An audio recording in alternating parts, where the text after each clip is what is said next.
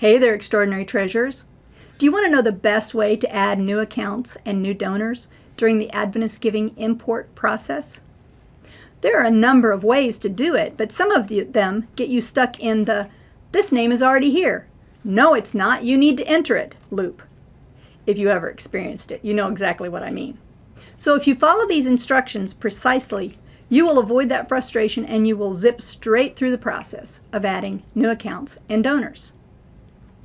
Let's say you have a red account to map.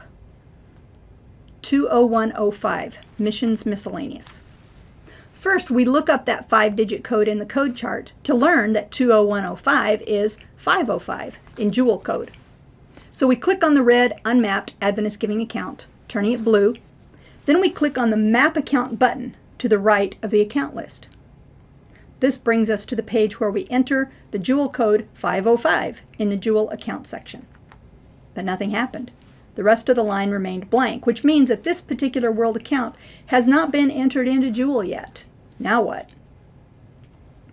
Click on the plus sign in the account box name, which will take us to Edit Accounts page in jewel, where we can add it.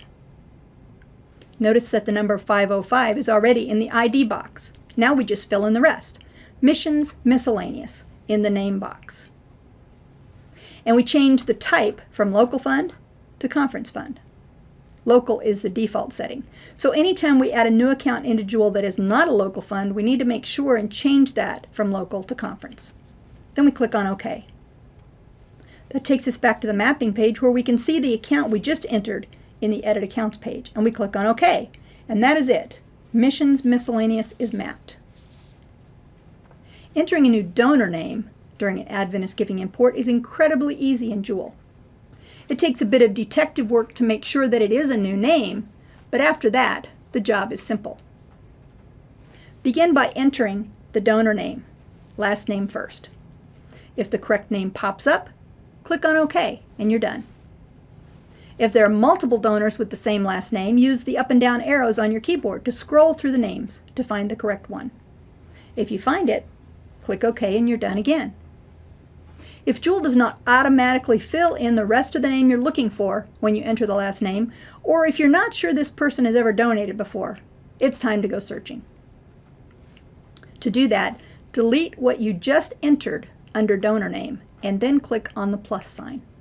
Trust me, the key is to delete everything in the donor name box first, then click on the plus sign. This will take you to the Edit Names screen in jewel.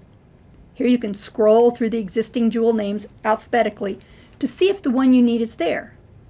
For privacy, I've hidden the donor names in this database. If the Adventist giving donor name you're looking for is not on the list, or if it's a vendor but not a donor, do not add it here. Click on Cancel to leave this screen and return to the Adventist giving donor screen. Now click on the New Jewel Donor button, and the new name will automatically be created, address and all. So easy.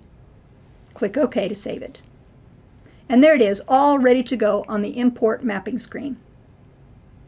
That one was so easy. I'm going to give you something a bit more difficult in the next video. Nah, not really. The next one is short and easy as well, although it sounds difficult. If you ever wanted to grow up to be an offering code master, you're in the right place. The secret sauce for offering codes, coming up next.